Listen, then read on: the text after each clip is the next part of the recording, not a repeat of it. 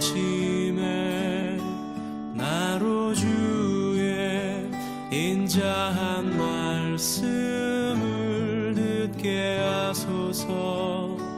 내가 주를 의뢰합니다. 나의 다닐 길을 인도하소서.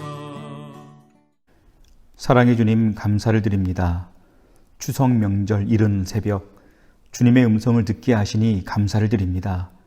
비록 예전처럼 온 가족과 친족들이 다 모일 순 없지만 그럼에도 서로 더 사랑을 나누고 이해하며 위에서 기도하는 명절이 되어지도록 인도하여 주옵소서. 이번 추석 명절 동안 우리 무등의 성도들 가운데에 급한 소식, 위험한 소식 들리지 않도록 주님께서 막아주시고 지켜주옵소서. 예수님의 이름으로 기도드립니다. 아멘. 찬송가 495장을 찬양합니다.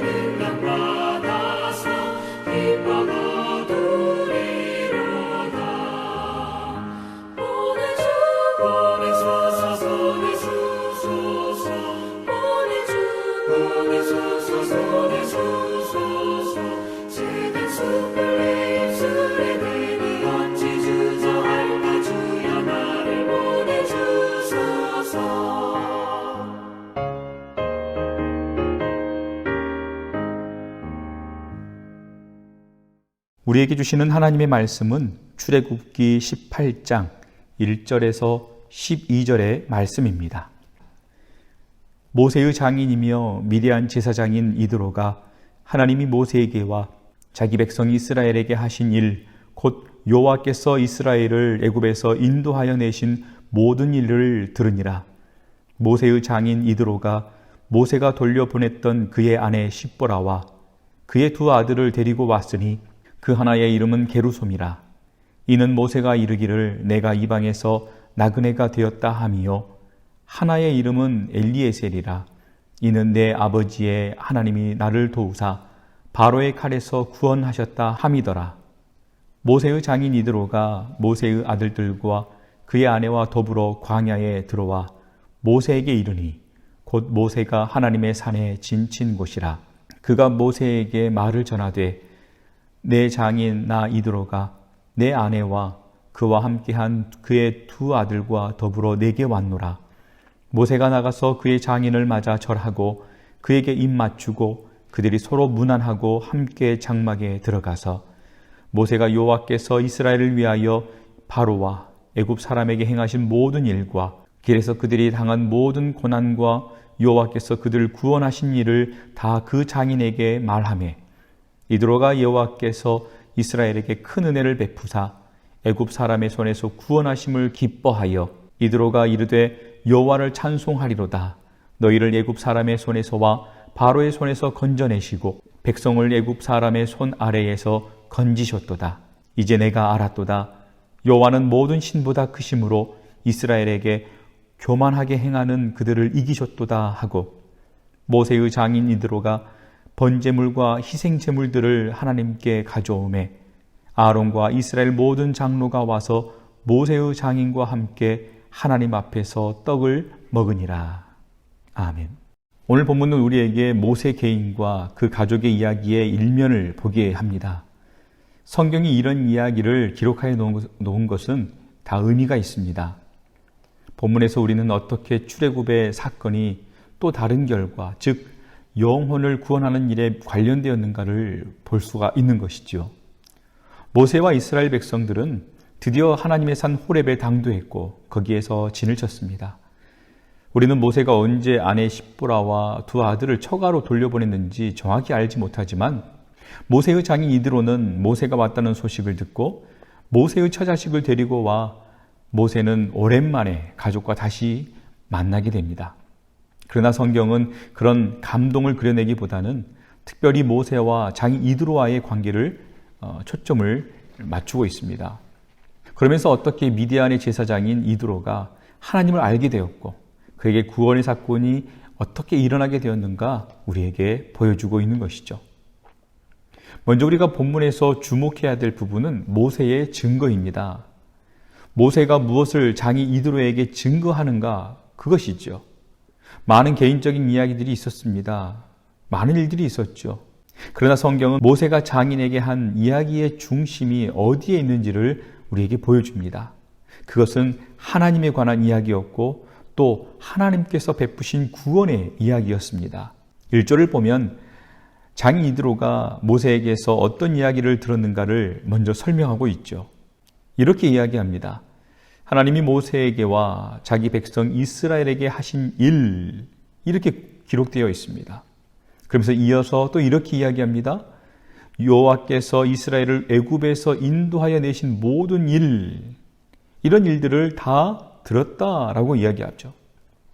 모세가 호렙에서 하나님의 부르심을 받고 길을 떠날 때 그는 단지 미디안의 한 목자에 불과했었습니다.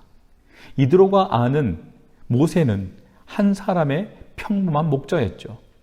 그러나 이제 거대한 한 민족의 지도자가 되어서 돌아왔습니다.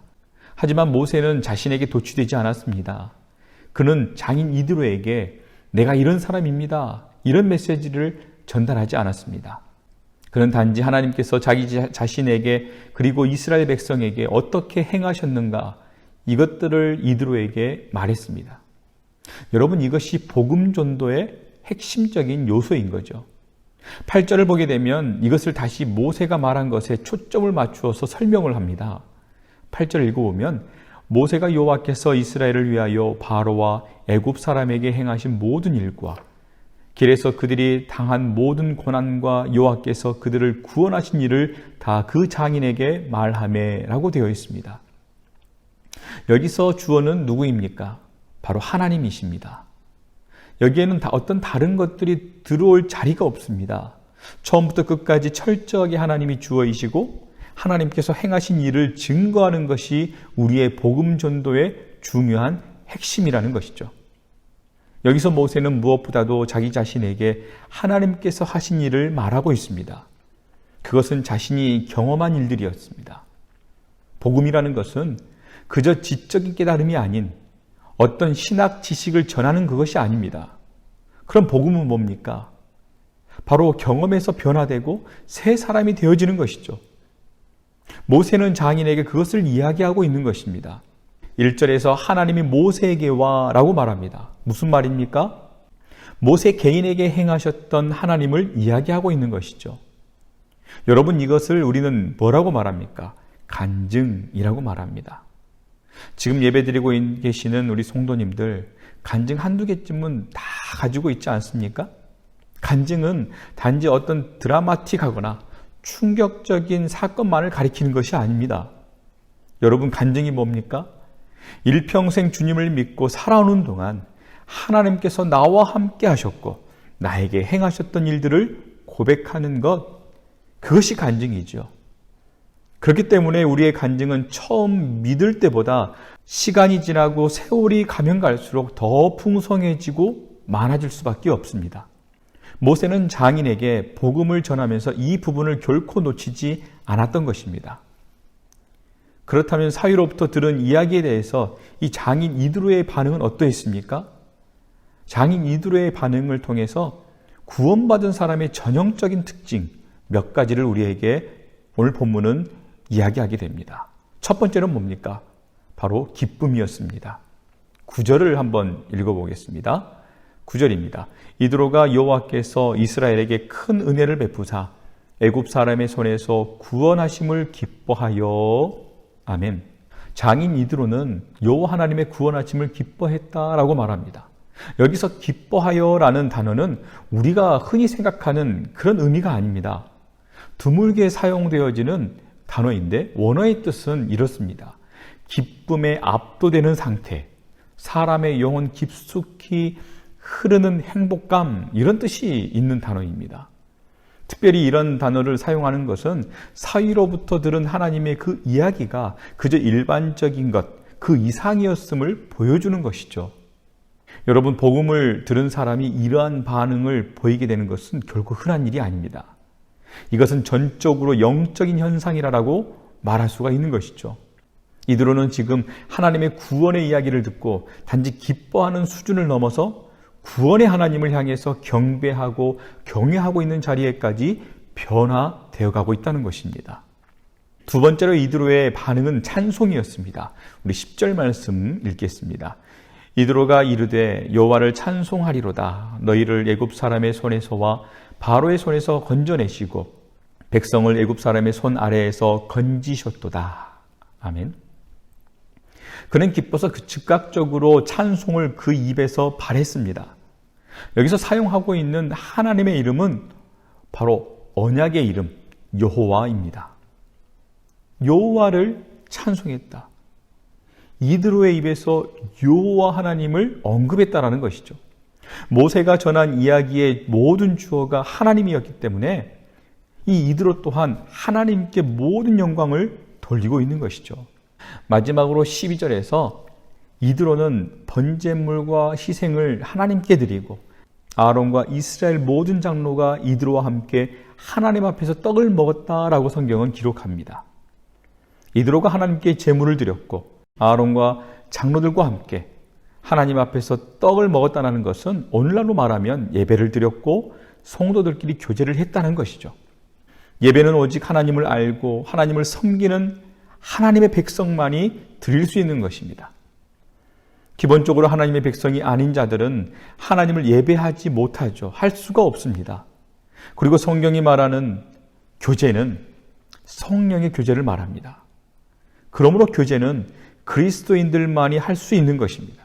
지금 이드로가 아론 그리고 백성의 장로들과 함께 떡을 먹었다는 것은 하나님 앞에서 교제했음을 보여주는 것입니다. 이제 오늘의 이 말씀을 적용해 보겠는데 모세는 불신자인 장인 이드로에게 복음을 전했고 이드로는 그 복음 앞에서 합당한 반응을 했으며 그 반응은 구원 얻는 사람의 전형적인 그런 반응이었다는 거예요. 가족에게 복음을 전하는 것이 제일 어려운 일이라고 말합니다. 나를 잘 알고 있는 사람에게 복음을 전하는 것은 정말 어렵죠. 그럼에도 불구하고 우리가 위축될 필요는 전혀 없습니다. 우리는 이럴 때일수록 우리의 신앙이 참된 것임을 말이 아니라 삶으로 증거해야 합니다. 그러기 위해서는 우리는 내 자신이 죽고 예수 그리스도가 사는 삶, 자기 자신을 부인하고 매일 십자가를 지는 삶을 살아가야 하는 것이죠. 추석입니다. 온 가족이 모일 때 혹시라도 불신 가족들을 만날 수도 있습니다.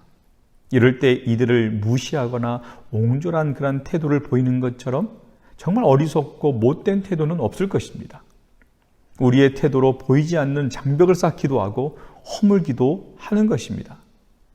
오늘 모세가 보여주었듯이 내가 아니라 하나님이 주어가 되는 이야기를 하십시오. 그리고 하나님께서 여러분들에게 행하신 일들을 함께 나누길 바랍니다. 여러분들이 하는 모든 말 속에 하나님이 주어가 되게 하십시오. 하나님의 이름이 높아지게 하시길 바랍니다. 이렇게 할 때에 하나님의 나라는 더 확정되어져 가고 우리를 통해 하나님은 더 기뻐하실 것입니다. 이런 하루가 되어지는, 또 이 명절이 되어지는 우리 모두가 될 수 있기를 주님의 이름으로 축원합니다. 기도합니다. 사랑의 주님, 우리가 돈을 벌고 잘 치료하는 병원이나 자녀들의 이야기들보다, 세상의 이야기들보다 하나님의 이야기를 고백하게 하여 주옵소서. 세상 사람이었던 장인 이드로에게 하나님과 나에게 행하신 구원의 은혜를 고백했던 모세의 신앙을 따라가게 하여 주옵소서. 그리할 때에 안 믿던 불신자들이 압도하는 기쁨을 누리게 될 것입니다. 하나님을 경외하며 경배하며 결국 하나님을 예배하려고 주님의 교회로 몰려들게 될 줄로 믿습니다. 이번 추석 명절이 이러한 역사가 우리 가정 가운데 또 우리 주변 가운데 생겨날 수 있도록 성령님 인도하여 주옵소서. 이번 추석 명절 동안 우리 성도들 죄 짓지 않도록 성령님 인도하여 주옵소서. 이끌어 주시옵소서. 감사합니다. 예수님의 이름으로 기도드립니다. 아멘.